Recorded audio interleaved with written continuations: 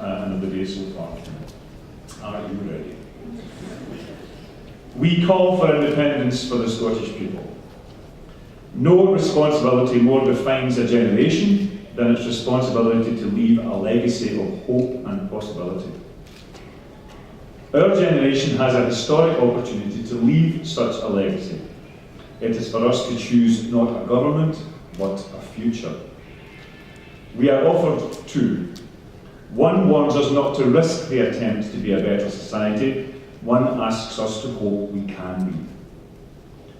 Britain is the fourth most unequal country in the developed world. Jerry Hassan would remind us that Scotland, as part of Britain, is the fifth most unequal country in the developed world. And as part of that nation, this country has become two nations, one for the rich and one for the rest. The campaign against independence does not invite us into its Britain of wealth and privilege. It expects us to endure this Britain of austerity and exploitation. They want us to vote no to independence because they want us to vote yes to inequality, yes to poverty, yes to corporate greed. They want us to know our place, not to get ideas about our station. They do not even offer to try to be better. They are satisfied with this divided kingdom. We are not. They believe their first duty is to protect wealth. We disagree. A country that believes there are things more important than the fate of its people has failed. We believe the success of a country comes from the hard work and commitment of all. We believe that a good country is one in which all share fairly the success of good times and all share fairly the burdens of bad times. We believe that the people who run a country should reflect and represent the people of that country. We believe Scotland belongs to us all, and that neither this land nor its people should be exploited only for the profit of a few. This is what the people of Scotland believe too. At election after election, Scots have used the ballot box as a loud herald to ask for a better country. But at every turn, the path from here to that better country has been blocked by the alliance of wealthy people who run Britain for their own benefit. The more Scots have voted for justice, the less just Britain has become. Instead, we have corrupt wars, a corrupt media, corrupt bankers, corrupt corporations, and corrupt politicians. But a path to a better Scotland is open once more, one that does not require us to ask the permission of those who do not want us to reach our destination. In an independent Scotland, the only thing holding us back will be ourselves. This is not a campaign for independence, but a campaign for a better Scotland, which we believe can only begin with independence. We are tired of complaining about Britain. It is time to talk about what Scotland can be. What can we be? A participative democracy, where no one's view is worth more because they have money. Where financial interests don't drown out the voices of the people. Where decision-making belongs to the many and not just an elite. Where communities are not told what they will be given, but decide what they need. Where our institutions are reformed to include the people in their governance. Where the media is balanced, education creates active citizens, and information is free to all. What can Scotland be? A society of equality, where poverty is not acceptable, where pay gaps are small and poverty wages are ended, where tax redistributes wealth, where no human attribute is a justification for discrimination and prejudice, where human rights are universal. What can Scotland be? A just economy, where profit never justifies damaging people and the environment, where essential industries are owned by all and not exploited by the few, where workers have the right to fair treatment and to defend themselves, where industrial democracy makes better businesses, where investment is for development, not for speculation. Are we agreed? Yeah.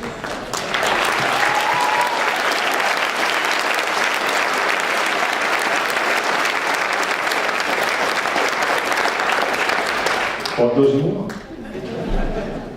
What can we be? A great welfare state, where the social contract is not between the state and the people, but between the people themselves, where from cradle to grave society cares for all regardless, where delivering more and better social services is the national priority, not austerity, where the government and the people is never used to create private wealth.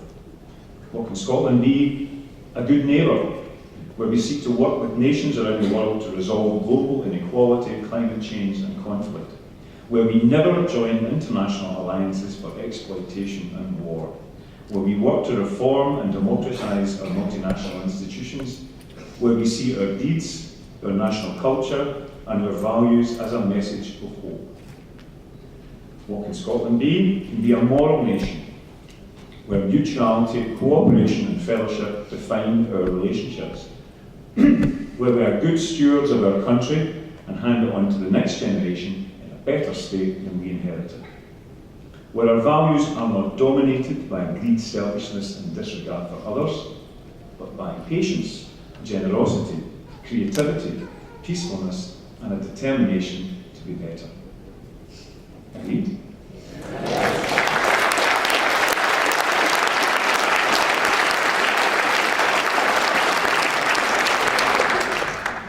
This is a Scotland which British politics has robbed from the Scottish people.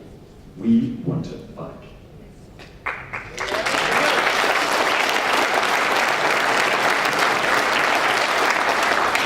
Our future is unknown.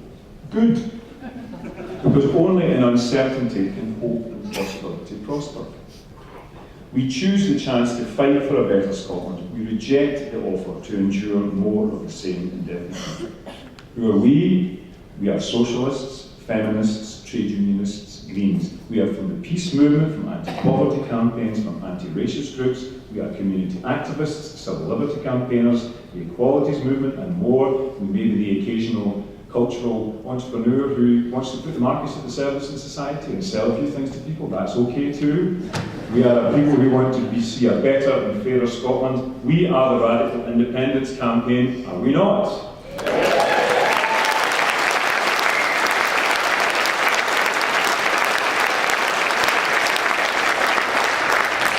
We are the start of a movement, amongst movements, and I'm a board member of Yes Scotland, I just have to say that. Come on you, come on you, come on you. A start of a movement to win back Scotland for the people, to offer them the country that they deserve. A previous generation in 1979 had a chance to offer a legacy of hope and possibility to the next generation. They failed, Thatcher took power, Scotland suffered. We cannot afford to fail this time. And Scotland cannot afford us, all of us, to fail. It's time for our generation to reject fear, choose hope. And that hope begins with independence, and it's independence for the sake of the Scottish people. Thank you very much. Contributions throughout the conference, from the top tables, from the floors of here and from the workshops. I think one of the most interesting, really for me, one of the most compelling was the Jean Urquhart story about someone who felt that they had nothing to vote for until now, and this was the first time that it was worthwhile taking part in an election of any kind. What this conference is about is making sure that the agenda for that election, not just the election, but for the period beyond that it is an agenda that we all share. And it's an agenda that takes social justice and housing and green jobs and community control of the economy and fighting poverty and puts them front and centre of the debate. We're familiar, many of us, with the sterile debates that take place in Parliament and amongst professional politicians. So today states our place in an entirely new debate. Our movement isn't satisfied with the polite or occasionally impolite exchanges in the chamber of the Scottish Parliament. Our movement is very proud that our people are on the roof of Parliament making their case.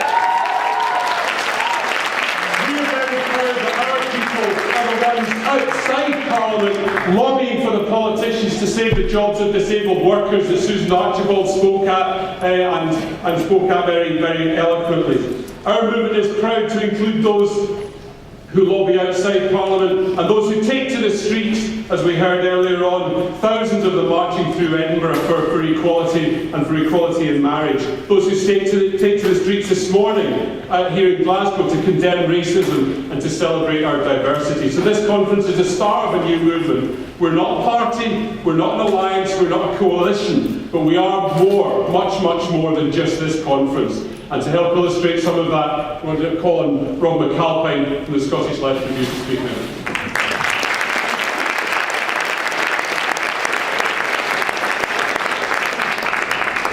Today is a new dawn for the Scottish Left, but possibly not a new dawn for Scottish Left timekeeping, so I'm going to keep this really My daughter's been in the creche that long, she thinks she's been fostered.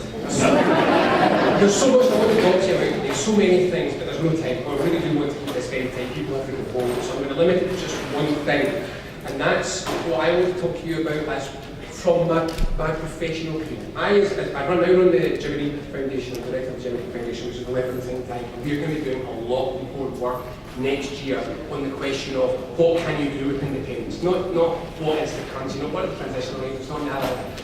What can you do with it? How can you change Scotland's using independence? And we will do a lot of that work.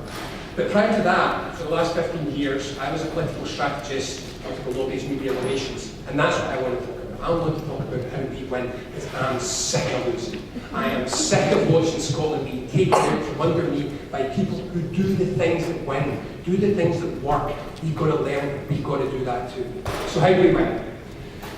Very roughly, there are 1 million people in Scotland who are going to vote yes, and there's 1 million people in Scotland who are going to vote no, and there's 1 million people in the middle who haven't made their minds up yet, and at the moment they're saying no. This group is dominated by 3 groups of people: Labour voters, women, and public sector workers. These are our people. I'm not even sure that Yes Scotland on its own could turn these people out.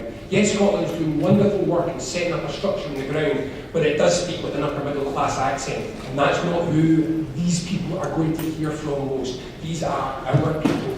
We have to bring them. It's our job to turn them out. And how are we going to do that?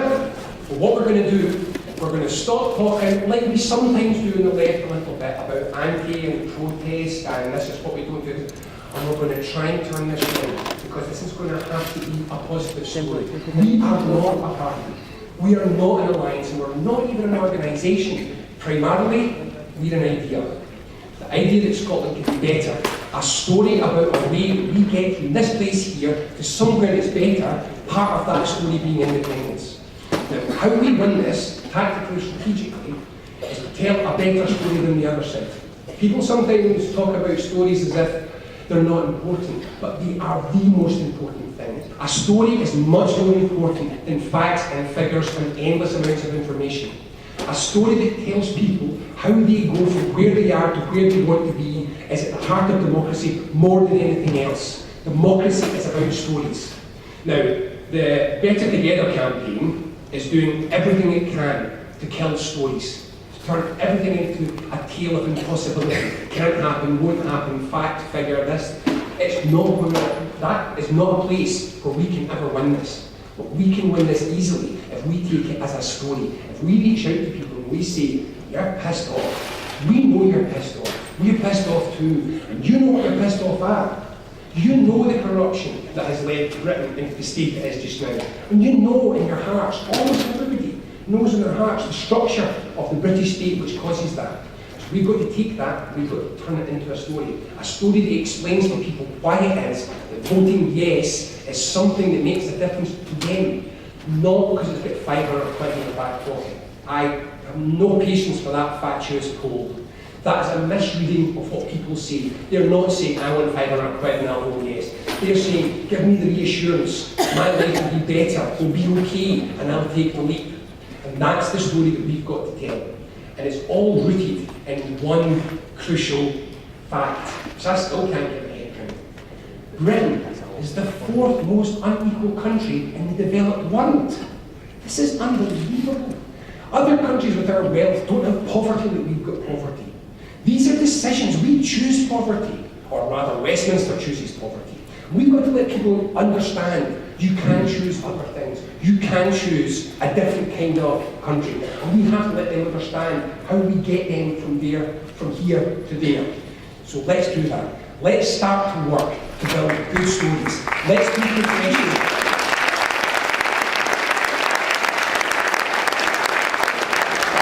One of the things that I have no patience for right now is for us moaning and moaning about the unionist media. Now, I'm not happy with the media, and I think the way the IFS story was reported was a scandal, a farce. And this is the report that says Scotland would be better off independent, and the lead story in the papers wasn't the better. It voted no campaign as IFS says Scotland would be better off independent. It's a mystery to me how that ever worked. But before we complain about the unionist media, let's give them something to write about, because we haven't.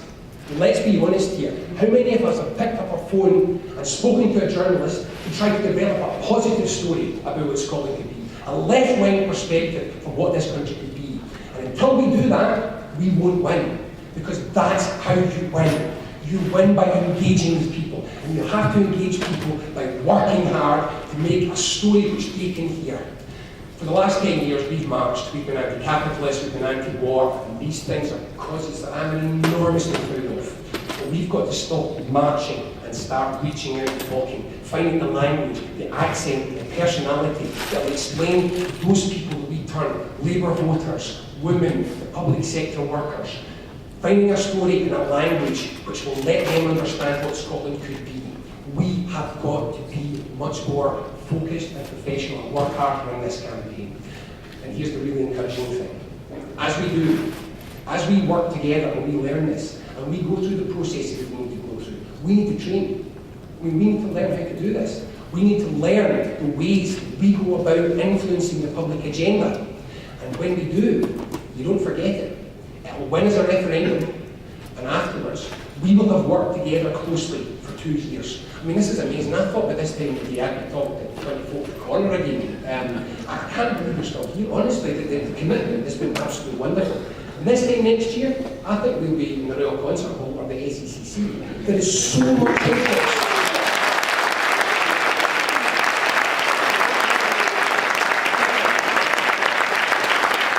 And over those 2 years, when we learn, when we train, and when we become better, as we get to know each other, to understand each other and to trust each other, and as we draw more people in, we will end this not only with a victory, but with a better understanding of who we are and what we can do.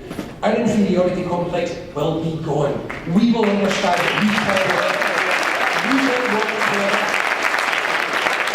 And we will catch the Scots after we get a yes vote. So, this is the day the Scottish left has come out of its ghetto. This is the day that a new dawn was announced for the Scottish left. Let's make the most of it.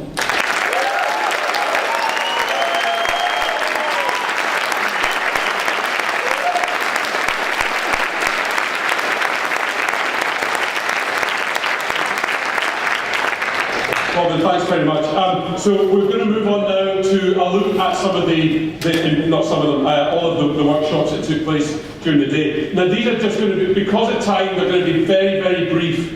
So keep your notepads ready at the ready. We'll have full reports on the website in a couple of days' time. There'll also be films will go up on the website. So this is just to give you an idea of some of the action points that were discussed at the website. So can we start off with the data one? No? Yeah. It was NATO, it was an ethical foreign policy in general. So our first call is a call for mass mobilisation for a national anti-Trident demonstration in the spring.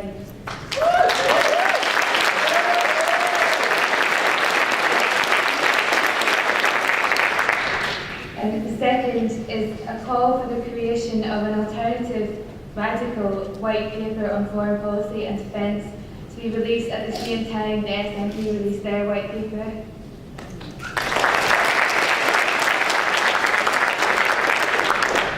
We're calling for lobbying with clear demands, such as no compromise on Trident, no engagement with NATO, and a disengagement or stopping to host embassies of countries like Israel when they're bombarding their people with bombs.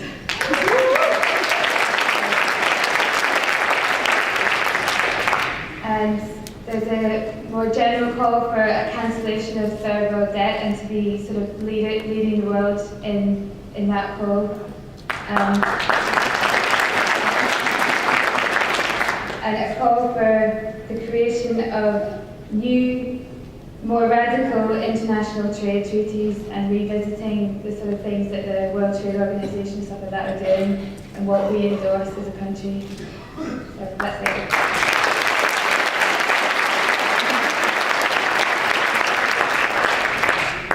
Next up, I think Brian on the organising.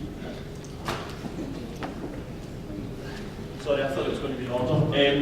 Yeah, there's kind of four main points. Really the key way in which we come across to the working class of Scotland, making the independence debate relevant to those who have been forgotten about by neoliberalism, essentially. Economical demands such as a livable wage, the abolition of the anti-trade union laws, and a redistribution of wealth, tax the rich, and a strengthening of the benefit system. Essentially everything that adds value, invest in, housing, NHS, everything which removes value, tax it. Organising workers. Organised workers, because obviously what this was about, this workshop was bringing workers, organised workers and unorganised workers and unemployed and community activists together. So essentially ensuring that organised workers are going back to the respective unions and pushing for genuine debates on radical independence, not the tick box exercise which is currently happening within the trade union movement.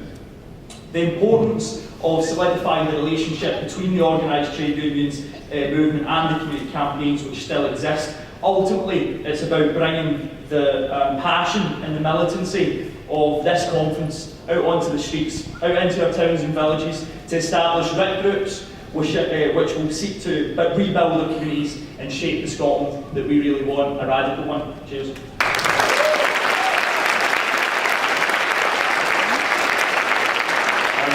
Thanks, Brian. Sorry this is going to be slightly disorganised because I can't follow the list that we have in the original programme. Is Mike Small around to speak about the strategies workshop? Right.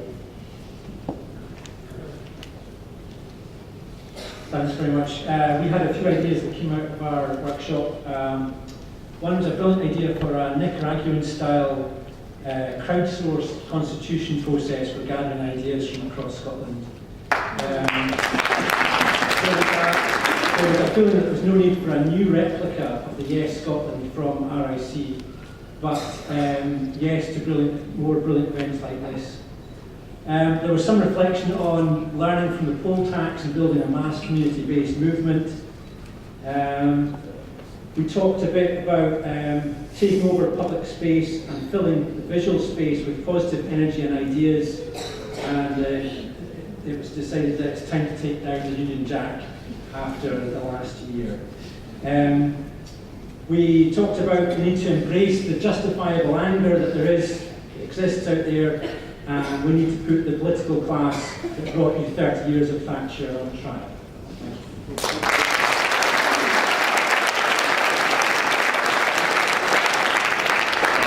Thanks, Mike. Next up is Betty, who's doing the radical intellect.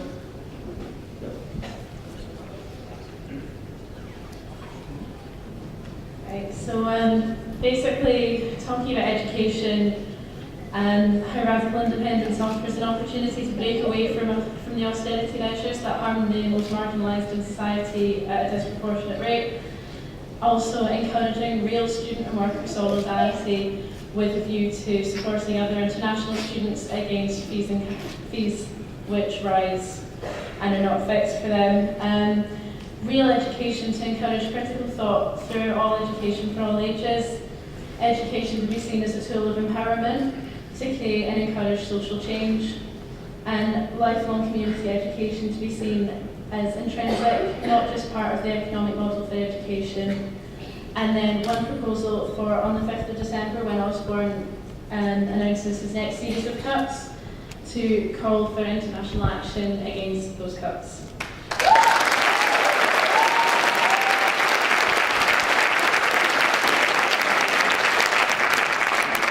Thanks. The next is back to one of the morning sessions, the Bright Green report back on the wealth of the commons. That's Sarah. Right, so we had the one session on the economy. We talked about the economic and environmental crisis that is rooted in corporate power and the myth of trickle-down economics and reliance on growth, which is of course dependent on dwindling resources. We said that growth is not an end in itself, but rather it means to be working towards well-being, towards positive social and environmental ends. And we had a few ideas about how to take that forward. One was a right to buy out, where employees buy out the company they work for. It's about building cooperatives from the ground up. And it has to be, crucially, it has to be funded. So we're talking about a green investment bank as well to fund that kind of buyout. We also touched on community buyout as being not just about buying out islands over in the Western Isles, but it's about urban buyouts as well for communities owning the land that they live on. And when we were on that topic, we said that it's not always about ownership, but it's about control as well, and who has control over the assets that we hold.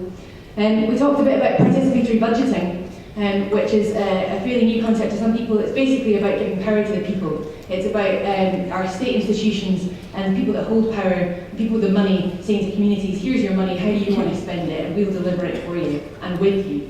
It's something that benefits not just economics, but it builds trust, it builds resilience in communities. It's about saying, I trust my neighbour, I know who my neighbour is, and my neighbour trusts me and will work with me. We talked about the market mechanisms that dominate housing, and force us all to have this self-perpetuating idea that it's all about individualism and assets, and it's not deserved assets. And we talked about cooperative housing as a possible solution to that. And Patrick spoke a bit about local energy ownership as well. We just had one really interesting kind of contribution from the floor. We had lots of interesting contributions from the floor. But one in particular talked about the language we use. And sort of warned us not to be too academic, too patronising, too exclusive. And like Robin says, to talk about the stories, talk about the real messages of how we reach real people and make a real difference to people's lives.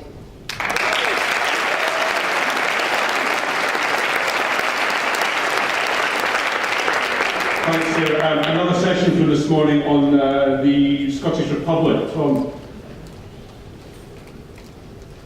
So we started off really just saying there are no good arguments for the monarchy, that there's two contradictory arguments. The first one's to say the Queen has no power, and the other one's to say that she's managed to maintain a stable state for the past 50 years, neither of which makes sense. But the main problem is really that the problem's not the Queen, the problem's the Crown, and the Crown powers that were used to overthrow a government in Australia in the 70s. We have to remember that the police, the civil servants, soldiers and judges all swear fealty to the Queen. They don't swear fealty to the people. So we had a conversation about whether we should have elected head of state, and actually we felt the power should still be invested in people rather than another politician who with a huge amount of power. But the point about Crown powers is important because remember the referendum as it's been set up by the SNP, as was pointed out in the session, is not to start with a new state, it's to start negotiations between Westminster and Holyrood. These negotiations will start off from the point of the British state. And unfortunately, if Alexander wants to keep the Queen, he keeps the Crown powers, and these are the same powers that are used by those same civil servants to stop real reforms through the past. Anyway, so one of the proposals, we just wanted to watch out for all these mistakes happening in the future. One of the main proposals was to start registering young people and working class people to vote, because the problem is that people aren't going to vote in these. But anyway, the main point that came out of it was a republic isn't automatically progressive. America's a republic, and Mitt Romney's a Republican. So.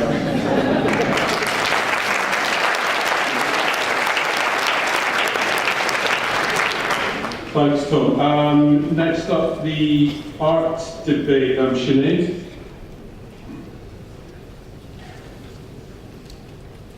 Hello, I'll keep it very brief. As you imagine, in a conversation about art, we didn't really get many action points and just some of them. I'll maybe just start with the one action point that we kind of did have. It's a kind of call for us to use online platforms such as the National Collective website for creative engagement within the Yes campaign, and a way to share resources and bring together people and ideas and such. We also talked about in the vision for an independent Scotland how we can use the potential, or how we can use creative education and engagement with the arts in schools as a potential for transformation within society in general.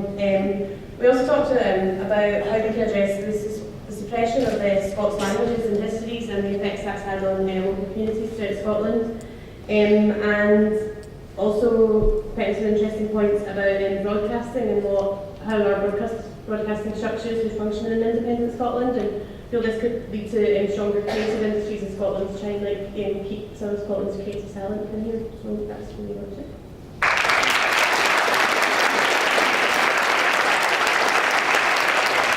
Thank you. So back to one of this afternoon sessions, Women in Independence. Anne?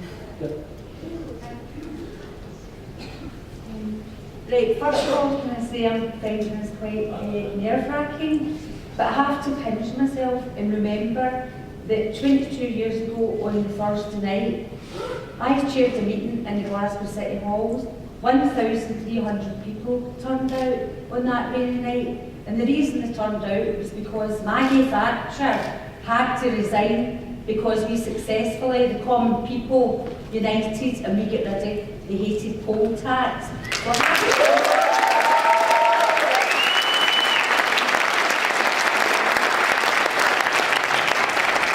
I have to pinch myself. I have to say, the workshop I attended just half an hour ago, Women for Independence and the Radical Independence women were there, but I can't do justice to the brilliant contributions that were made at that workshop, so I'm just going to quickly talk about the three main themes, and there were many. We all agree that this slaughter that we're facing with the welfare state is an absolute slaughter, and we must, when we move towards independence, when we successfully win the referendum, we must have a fully funded Scottish welfare state that keeps people out of poverty and gives people dignity.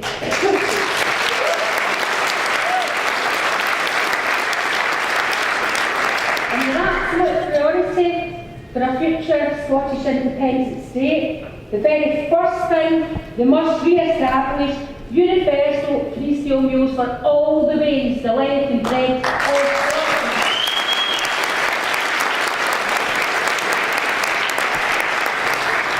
Scotland. Scotland is scarred by poverty. Glasgow particularly is scarred by poverty. 1 in 3 Wains tonight in Glasgow will go to bed hungry. We have to address this really, really serious issue. I have to say as well, women represent 52% of society. We're still massively underrepresented at every level, whether it's low pay, whether it's mental health issues, whether it's career opportunities, we're still massively represented. The 3 themes that came out of that particular workshop: domestic violence is still on the increase. Women's aid refugees are reporting a massive increase, but they do not have the funds for women who have experienced violence from men to have refuge places. The community care grant is getting abolished next year. It's getting devolved to the local authorities. It's been cut by half. We're going to have this big increase in demand for women's refugees and community care grants, and yet it's going to be half. Also, child abuse. Child abuse. The levels of child abuse is shocking. We've seen this with Jimmy Savile. The rest is history. All I can say about that, future Scottish Government must seriously address the issues of patriarchy which can poison men's minds against women, it can cause racism and all the rest of it. But the other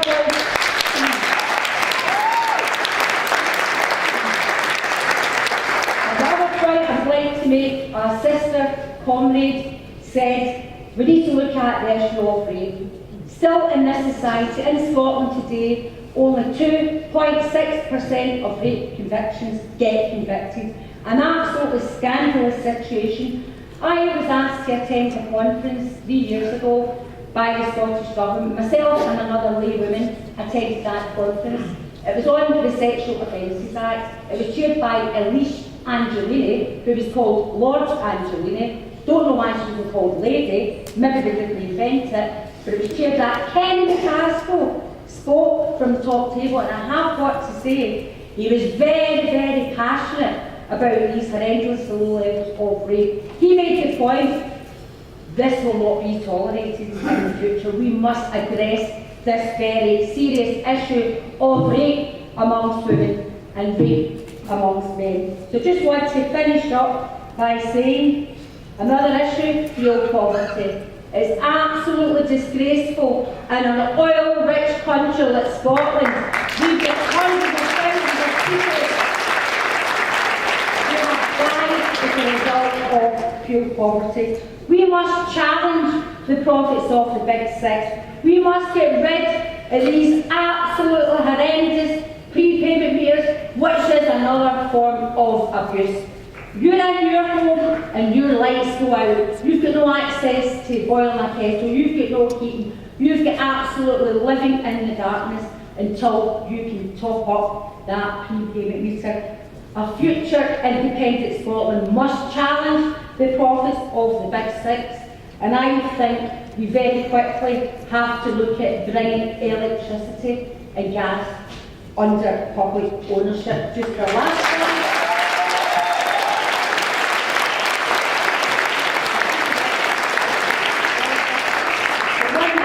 I think the very last point is, if we seriously want to win this referendum, and I'm absolutely convinced we will win and we will see an independent Scotland in 2014, we need to roll up our sleeves, we need to go on these buses, and we need to get into these housing schemes, and we need to get people registered to vote. We also need to show people a vision of why an independent Scotland will be different from the same old, same old. We need to get into the drum, we need to go up to Parkhead, we need to go to the Gorbals, Cranhill, Muirhouse, Western Hales, we need to go into these.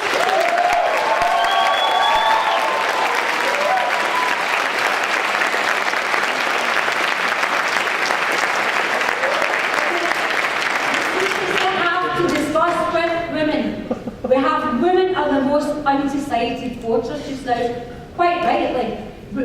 Only 27% of women just now want independence, 37% of men want it. We need to go to the women who are undecided and show them the vision, how very different an independent radical Scotland will be for them, for their ways and for their grandways. Thank you.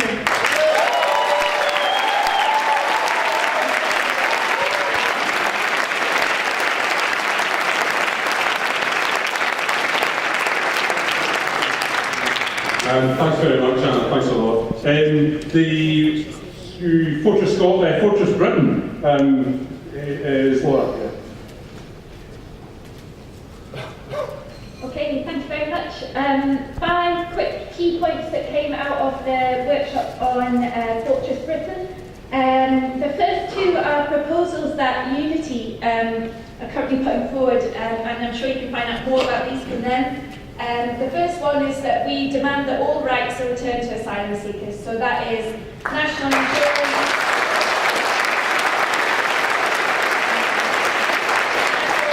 the right to work, crucially, and access to benefits. So that's the first of the Unity proposals. The second one is that we explore and implement a new model, which I think they have in Canada, which is where citizens endorse asylum seekers. So it's amongst the people who decide who can remain there and why. So the people are trained up by the government to make the final decision about someone's right to remain in the country. The third key point that came out of all our discussions was that we have to end the contracts with the big multinational companies. We've got to challenge them, fight against them, and ultimately get rid of them altogether. So that's the people like Serco, G4S, and Reliance.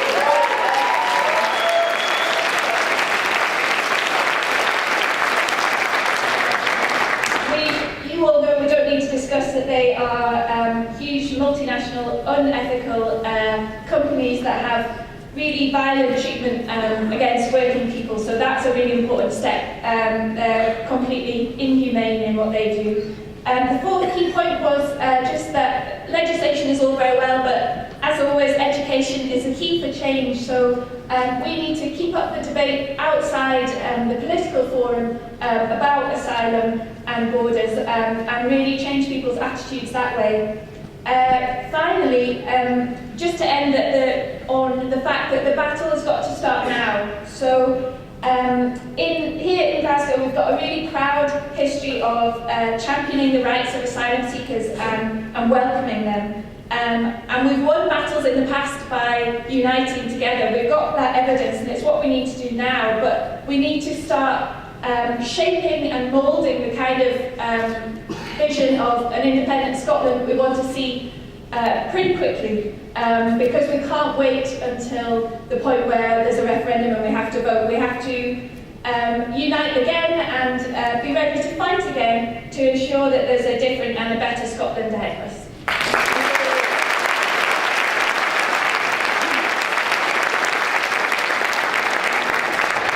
Thanks very much. You'll notice there's a couple of report backs missing, and the reporters had to leave. So as I said at the outset, there'll be full details of these and films on the website in due course.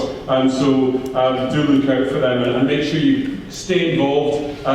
Make sure your emails are up to date and so on, and also make sure you put in your direct debit form and your feedback form before you leave here. So one of the things that's quite obvious from all these report backs is that, and the whole sessions that we've had, it's not just about the referendum. That's quite clear, and I think that's one of the things that almost certainly unites everybody in this room and beyond. This isn't just about the Constitution. It's about building a campaign for a better Scotland after 2014. So that better Scotland would be one where there are no thrones, no trident, we'd be saying no to austerity. But it's not just about independence. Ever since Seattle and the World Trade Organization demonstrations at the turn of the century, the cry's gone up from people in the progressive movement around the world that we've got a better world to win. Our place is part of that international struggle. We have a better Scotland to win, our own Scotland. Now, just to wrap things up, I want to give a report back now from one of the people who's been absolutely key in organising the conference, John Scaffrey. But most importantly, to everyone that's come along today. And yesterday we had a bit of a crisis because the brochures that you had today were late in arriving, and they weren't going to arrive till Monday. This was 1 o'clock yesterday. So I phoned up the printer and says, can you do this for us in time? They said, well, send us it over, we'll see what we can do. Got a phone back about 20 minutes after that, and they said, we've seen these posters about town. Tell you what, we're going to guarantee you that they're going to be ready in time. We're going to give you them for half price, and tell you another thing, we're all going to vote yes, and there's not going to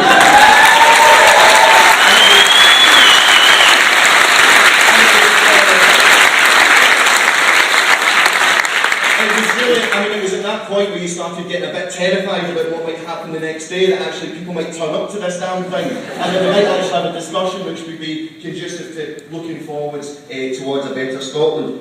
There's something I think important to say, is that for a long time, or at least since the start of the debate around the referendum, I think the most regular thing that you hear is, where is the debate? It seems to me that this is about passports, that it might be about currency, it's about these sorts of issues.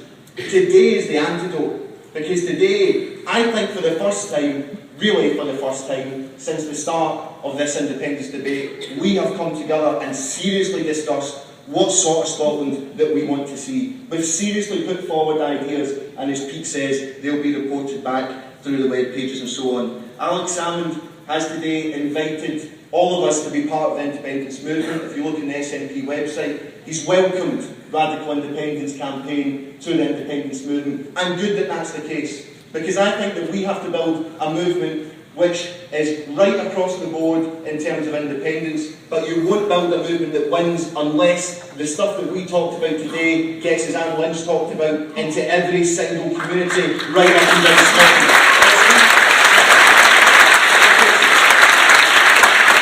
Because really it's the arguments and it's the debates and it's the people that's been here today which are really going to go and win the vote. These are the people, we are the people that are going to go out into all these towns and cities, and we'll do that next year when we have Radical Independence going to every single town and city that we possibly can And we'll be getting in contact with people who've got in touch from right across Scotland, many hundreds of whom saying they couldn't come in the day, but they want to be involved, and we're going to make sure that happens. And we need to take this message as far and as wide as we can. But an important point, how was the international session today so good? It was because there is an element of struggle beginning to develop here right across the world. If you look at what the economic crisis is doing to people's lives, it is obvious that there will be resistance, that you cannot trust people's souls, you cannot trust people's jobs, livelihoods and bodies without there being some form of resistance. And we are in the spirit of that resistance, but we want to build that as big and as broad as we possibly can. So this really is just the start. But there's one thing that I'm certainly looking forward to next year, and I think that everyone will be here as well, which is in spring, the CND, Vaseline Peace Camp, No to NATO, they've come together to say, let's shut down Trident for one day, let's have everyone in independence movement, everyone in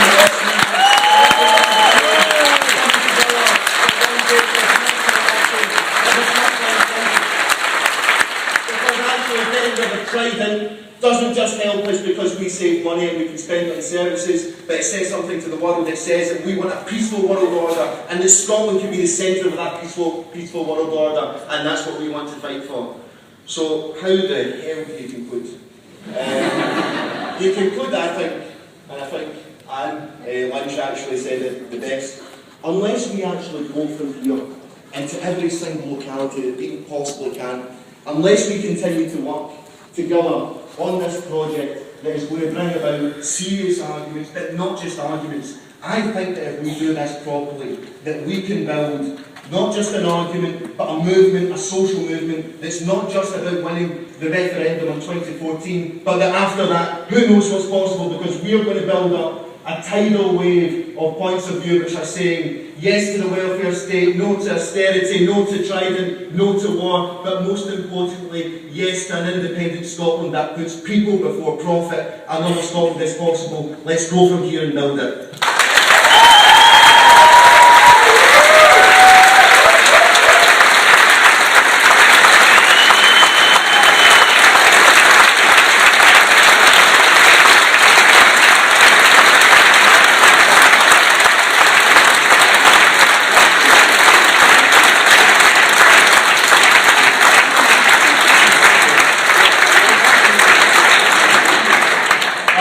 Friends, comrades, there isn't really very much more to say. A few months ago, when the idea of holding this conference first came up, lots of people said it wasn't possible. Lots of people say a different world isn't possible, a different Scotland isn't possible. We proved today that all of that definitely is possible. We need to get this agenda right out into all the communities that we've talked about today. So stay home. Thanks very, very much indeed for coming. And all the best. All the best.